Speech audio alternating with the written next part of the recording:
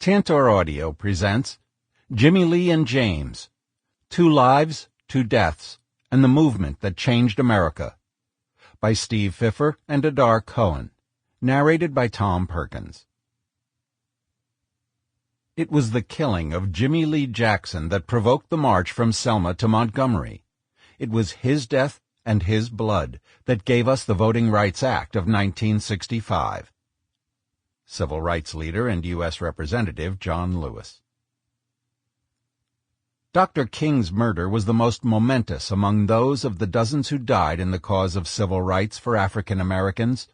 While all could be said worthy of remembrance, one in particular, the Reverend James Reeb, may be worth recalling now, because the events surrounding his death helped hasten passage of the Federal Voting Rights Act, a crowning achievement of the civil rights movement. New York Times Religion Journal columnist Gustav Niebuhr. Prologue. I don't remember how many times I pulled the trigger, but I think I just pulled it once, but I might have pulled it 3 times. I don't remember. I didn't know his name at the time, but his name was Jimmie Lee Jackson. He weren't dead. He didn't die that night, but I heard about a month later that he died. James Bonnard Fowler. March 6, 2005.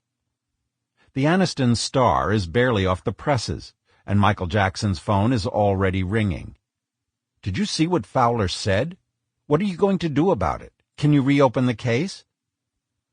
Jackson has been in office for only 2 months, but as the first African American elected to serve as district attorney in the West Central Alabama jurisdiction, that includes Selma and Marion, the town of 3,800 where State Trooper James Bonnard Fowler shot Jimmie Lee Jackson, no relation, 40 years earlier, the 41-year-old prosecutor has heard the story of the death that changed the civil rights movement. How, since the beginning of 1965, blacks in Selma and Marion, with the help of Dr. Martin Luther King and the Southern Christian Leadership Conference, SCLC, had intensified their efforts to win the right to vote. How, on the night of February 18, 1965, state and local police turned off the streetlights in Marion and, along with deputized white citizens, attacked scores of men and women as they marched out of Zion United Methodist Church to peacefully protest the arrest of SCLC organizer James Orange. How, in the chaos that followed, many were beaten as they knelt in prayer, while others hid under cars to avoid billy clubs and baseball bats, and still others sought refuge in nearby Mac's Cafe. How, when one of those who had been in the church, Jimmie Lee Jackson, entered Mac's in search of his injured 82-year-old grandfather, he saw his mother wrestling with an Alabama state trooper and rushed to her defense.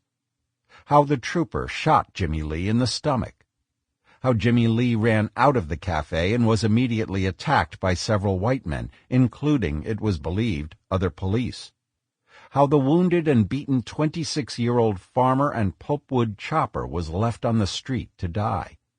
How he was finally taken to a hospital in Marion and then to a hospital in Selma, where he passed away 8 days later. How Dr. King eulogized him at a funeral attended by thousands of outraged African Americans and a handful of whites. How his death directly inspired the march from Selma to Montgomery for voting rights for blacks. How 5 months later Congress passed one of the most important pieces of legislation in U.S. history, the Voting Rights Act of 1965, and how, despite eyewitness testimony to the contrary, state and federal grand juries had accepted James Bonnard Fowler's explanation that he had been acting in self-defense when he shot Jackson, and had refused to indict the trooper. District Attorney Jackson also realizes that it is almost impossible to mount a case 40 years after the fact. Witnesses are dead or impossible to find, or they no longer remember enough to be reliable. Documents, if there ever were any to begin with, are long gone. Potential jurors don't necessarily have the stomach to send an aging man to prison for something he may have done so many years earlier. Still, Fowler's remarks are so offensive that they have reopened an old wound. It's not just that he reveals he never cared enough to inquire about the health of the man he shot. It's not that he boasts, "I don't think legally I could get convicted for murder now, 'cause after 40 years there ain't no telling how many people is dead." No, speaking publicly for the first time since the shooting, the 71-year-old retired trooper has shared deeper, darker thoughts with the Star's editor-at-large, John Fleming. His pronouncements include, "Blacks always fared better when they stayed in their place. I think that segregation was good if it were properly done. Now you've got to give equal funds, and they've got to be handled right. I don't believe in completely mixing the races. I don't think that is going to help anything. I'm on the side of J. Edgar Hoover. I think Martin Luther King was a con artist. I don't think he's got a snowball's chance in hell of getting into heaven. No more chance than I do. His goal was to screw and fuck over every white woman that he could." And so the district attorney fields calls from angry black leaders, including many state legislators, from ordinary citizens who remember the times when they could not vote and the police could get away with murder, and from relatives of Jimmie Lee Jackson who seek justice and closure. Jackson tells them all that the odds are against gaining an indictment, but that he will try. Several years later he will explain, "I can't emphasize enough the importance of the case. This was the murder that led to the strategy of the Selma-Montgomery March and also the Bloody Sunday situation. So, but for Jimmie Lee Jackson's death, who knows how history could have been totally different." A few weeks after the newspaper article appears, the district attorney drives the 28 miles from his office in Selma, heading west on U.S. Route 80, then north up County Road 45 until he reaches Marion. Along with Selma and the state capital, Montgomery, the town is part of Alabama's Black Belt, so named because of the color of the rich topsoil so amenable to farming, not the majority of its inhabitants, whose ancestors came to America on slave ships. Marion is the seat of Perry County, whose Chamber of Commerce today proclaims, "If one word could describe Perry County, Alabama, that word would be diversity. Its people, its land, its weather, and its location are all balanced by the contrasts they provide." According to the 2010 census, the town is about 64% black and 33% white. More than one-third of the population lives below the poverty line. The median household income is only $24,000. Originally inhabited by Choctaw Indians, the town was initially called Muckle Ridge in celebration of its first white settler. 4 years later, in 1823, the name was changed to honor Revolutionary War hero Francis Marion, a.k.a. the Swamp Fox. During the Civil War, Marion was a Confederate bastion. Indeed, the first Confederate flag was designed by a teacher at the Marion Female Seminary.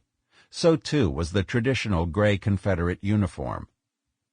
Dr. King knew Marion well. His wife, Coretta Scott, grew up there, and the couple was married on her front lawn in 1953. 4 years later, the town gained international notoriety when an African-American named Jimmy Wilson was sentenced to death for stealing $1.95 from a white woman. The Alabama Supreme Court upheld the sentence. Bombarded with newspaper headlines and letters from around the world disparaging the United States and its justice system, Secretary of State John Foster Dulles successfully pressured Alabama's governor, Big Jim Folsom, to grant Jimmy Wilson clemency. Michael Jackson, who was just a year old when Jimmie Lee Jackson was shot, begins his quest for justice on a sidewalk by the town square. Zion United Methodist Church sits on the corner, across from the Perry County Courthouse. Nearby is the Lee and Rollins Funeral Home. In the funeral home's parking lot, where Mac's Cafe once stood, is a plaque bearing the likeness of Jimmie Lee Jackson in cap and gown, and the inscription, "Gave his life in the struggle for the right to vote." Without a list of witnesses or police files, the district attorney is starting not just at ground zero, but at square one. As older black people walk by, he politely stops them. "Excuse me," he says in a slow, deep drawl. "Do you know anything about the night that Jimmie Lee Jackson was shot?" Chapter 1. I was half dead anyway. February 18th, 1965. Willie Nell Avery doesn't like what she is seeing. The 27-year-old insurance agent is standing near the town square when the first of the state troopers drives into Marion. 15 minutes later, another trooper arrives, and 15 minutes after that, another. Soon there are 9 or 10 state police cars parked by the Perry County Courthouse. Encounters with law enforcement are nothing new to Avery. Since the beginning of the year, when the SCLC came to town, the Marion Police Department and Perry County Sheriff Department have regularly monitored the nighttime meetings that Avery and scores of her fellow black citizens attend to discuss tactics for winning the right to vote. Just 2 weeks earlier, a cop thrust a billy club across her chest and pushed her to the ground. She was then arrested, along with hundreds of other peaceful protesters who refused to disperse. But the arrival of Governor George Wallace's state troopers on this cool February afternoon suggests something more ominous. Each of their cars has a long rod across the back seat, and on each of the rods there hang several police uniforms. "Something strange is happening," Avery tells her husband James, "because they can only wear but one uniform." Strange, but not unheard of. Officials across the South have been known to deputize and, on occasion, outfit local white citizens who volunteer to help control African Americans marching for civil rights. Dressed as policemen and free of supervision, these volunteers need no hood or sheets to terrorize blacks. Why would a citizen posse be needed in Marion? Earlier in the day, the authorities arrested and jailed James Orange on charges of disorderly conduct and contributing to the delinquency of minors. The 22-year-old SCLC organizer stands accused of enlisting teenagers and sub-teens to participate in protests, albeit nonviolent ones, instead of going to school. Fearing that Orange might be harmed while in police custody, the SCLC and others in Marion's voting rights movement have announced plans to march peacefully to the jailhouse after this evening's meeting at Zion United Methodist Church. There, they will pray and sing freedom songs. Nighttime protests are rare, as organizers know the police are more disposed to attack under cover of darkness. Although the church is only 1 block from the jail, the march will be dangerous. Avery knows that whites in town can be cordial to blacks willing to accept their status as second-class citizens, but not those who challenge the power structure. Just a few days ago, some of these men beat up 2 fellow whites who proposed negotiating with blacks over voting rights. The black community's recent boycott of white-owned businesses in Marion has created additional tension between the races. Although aware that the evening might be dangerous, Avery insists on going to the meeting, where she is scheduled to help lead the assembled in song. She and her husband will, as always, take their young children to her stepmother's house before heading to town. And, as always, she will tell them, "Look, it's going to be rough tonight, and we may or may not come back home." "It didn't really matter at that time whether I lived or whether I didn't," Avery explained years later. "I told people, I'm half dead anyway, so until I can get my freedom and have equality, I will just keep fighting and keep pushing." Even as a child, Avery was infuriated by inequality based on the color of one's skin.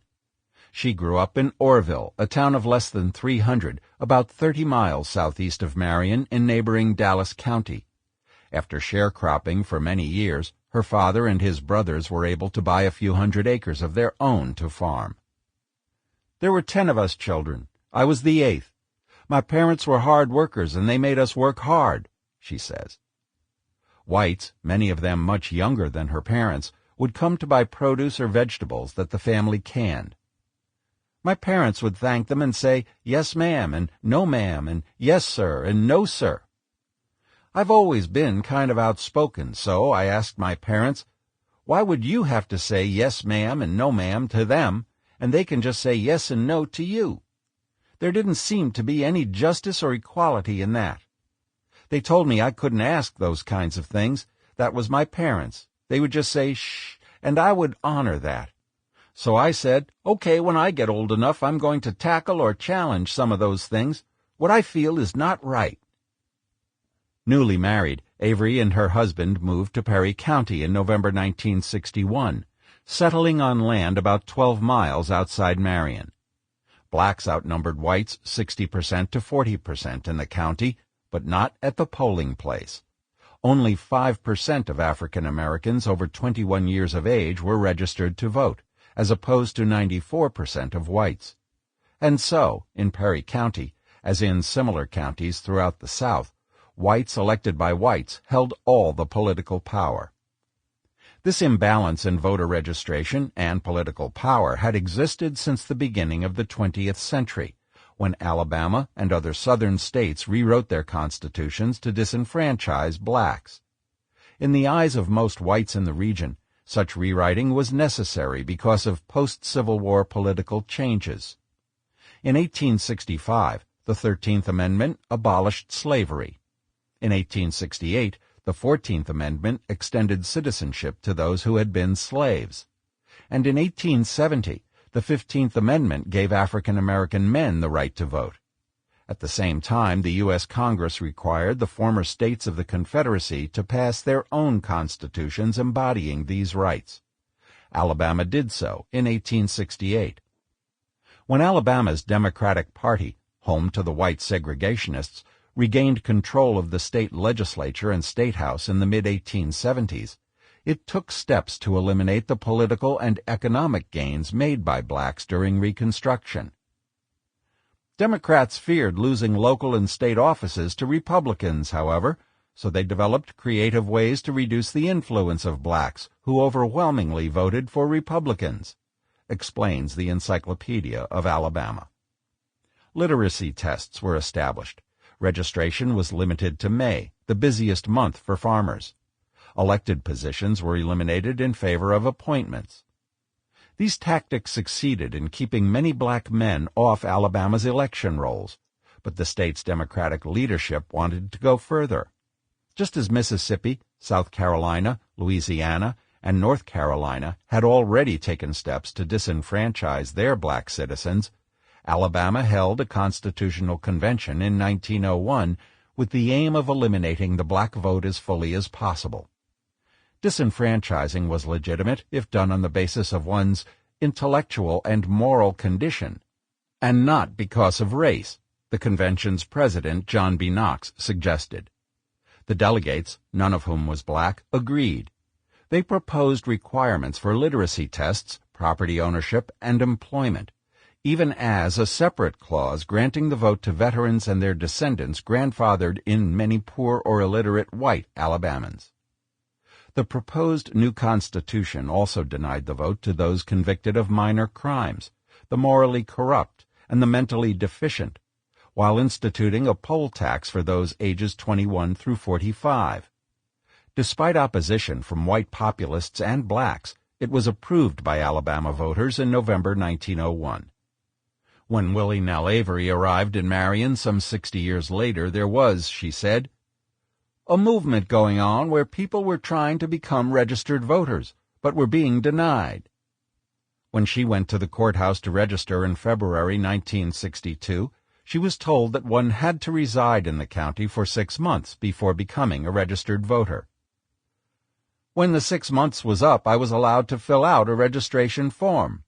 You had to take a test at that time, but it had lots of questions on there that really wasn't pertaining to becoming a registered voter. The registration office was only open for a few hours every other Monday, hardly a schedule designed to encourage a larger electorate. Whenever they were open, I was back asking had I passed the test, but they didn't grade my test for maybe a year. Eventually, Avery asked the registrars if they had not lost her test and would allow her to take another one. I think they knew my walk, Avery recalls. They wouldn't even look up when I would come in, but I was persistent. Every time they opened, I would be back trying because I didn't feel that I was a first-class citizen not being a registered voter. And so they would say, well, we haven't graded yours. And it just went on and on. Why the tests? Those states that required them, almost exclusively in the South and the West, explained that voting was not a right and that those casting ballots must demonstrate a requisite amount of literacy, civic knowledge, and general knowledge. These states did not explain why their registrars had tests of varying degrees of difficulty, and almost uniformly administered the toughest ones to blacks. To demonstrate his or her understanding of how government works, a black registrant in Alabama in early 1965 would be asked questions such as, "A person appointed to the U.S. Supreme Court is appointed for a term of..." When the Constitution was approved by the original colonies, how many states had to ratify it in order for it to be in effect? Does enumeration affect the income tax levied on citizens in various states? A person opposed to swearing in an oath may say instead, solemnly. General knowledge questions were even more problematic. An applicant might be asked how many jelly beans filled a jar, or how many bubbles a bar of soap produced, or how many seeds a watermelon had. As was the case throughout the South, blacks wishing to register to vote in Alabama were also required to find an already registered voter to vouch under oath for their qualifications. Although the pool of vouchers was limited, Perry County had just 265 registered black voters in 1961. Registrars often capped the number of people one person could vouch for at 2 or 3. Those determined to register despite these hurdles risked more than failure. Because their names were listed in the newspaper, they were subject to threats from landlords, employers, and others wishing to keep them off the voting rolls. While trying to register, Avery joined the newly formed Perry County Civic League, PCCL, an organization dedicated to winning equality for blacks. Its bold, charismatic founder, Albert Turner, was the college-educated son of a local sharecropper. PCCL initially held its meetings in a small church in rural West Perry, then moved to Zion United in downtown Marion. "We pooled our little resources and began to go and ask people to become registered voters to make a difference. It was a non-violent thing," says Avery. The organization also helped would-be registrants prepare forms and study for the tests. With the assistance of the U.S. Department of Justice, PCCL went to federal court and won an injunction in late 1962 preventing the county registrars from engaging in any act or practice which involves or results in distinctions based on race or color in the registration of voters. In July 1963, Avery, her husband, and about 30 other Perry County blacks became registered voters. But over the next 18 months, the number of black voters in Perry County did not increase significantly. Neither did the number of people willing to protest for the right. The lack of participation was understandable. Many African Americans in the Black Belt lived and worked on farms owned by whites or sharecropped on white-owned land, and the vast majority of the landowners were unsympathetic to a movement they perceived as a threat to their own power. When Dr. King came to Marion, the first thing that the white landowner, plantation owner, did was threaten, "You and your kid get involved in it, then you got to move," explains Walter Dobine, an African-American who grew up a few miles outside Marion on a white-owned plantation called Sprott Estate. They had this pact: if blacks participate in the civil rights movement and demonstrate in Marion, we're going to run them off our place. And they did.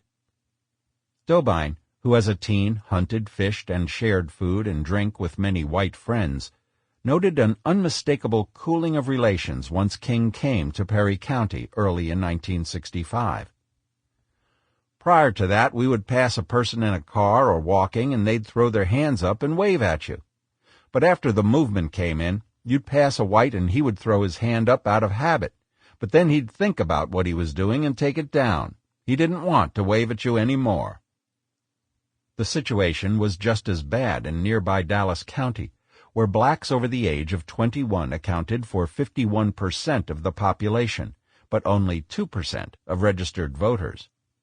Just as the PCCL had been active for some years in Marion, so too had the Dallas County Voters League, DCVL, been active in Selma.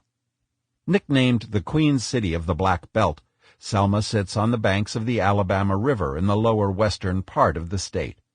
Its name, which means high seat or throne, derives from the Songs of Selma, epic poetry written by the Scotsman James McPherson. A major Confederate manufacturing center during the Civil War, Selma was a target of several Union attacks. On April 2, 1865, General James H. Wilson captured the city and some 2,700 soldiers who were under the command of General Nathan Bedford Forrest, who later served as first Grand Wizard of the Ku Klux Klan. Wilson's men burned the rebel arsenal and foundry, as well as many private homes and businesses. In 1963, local black activists, including Frederick Douglass Reese and Amelia Boynton, began working with Bernard and Collier Lafayette of the Student Nonviolent Coordinating Committee, SNCC, to register those who had been constitutionally disenfranchised since the early 1900s. SNCC had been founded in the spring of 1960 by leaders of sit-ins in Greensboro, North Carolina, and had gained credibility through its involvement in the 1961 Freedom Rides. By the end of that year, it was organizing voter registration efforts in Mississippi. Reese was president of DCVL, pastor of a Baptist church, and taught mathematics at all-black R.B. Hudson High School. He also headed the All-Black Selma Teachers Association, which was among the earliest groups to march in support of voting rights. Inspired by the teachers, high school students and groups representing beauticians, undertakers, and other professions had soon joined the drive. Boynton, who had been a teacher in Georgia and then an agent for the U.S. Department of Agriculture in Alabama, had co-founded DCVL in the 1930s.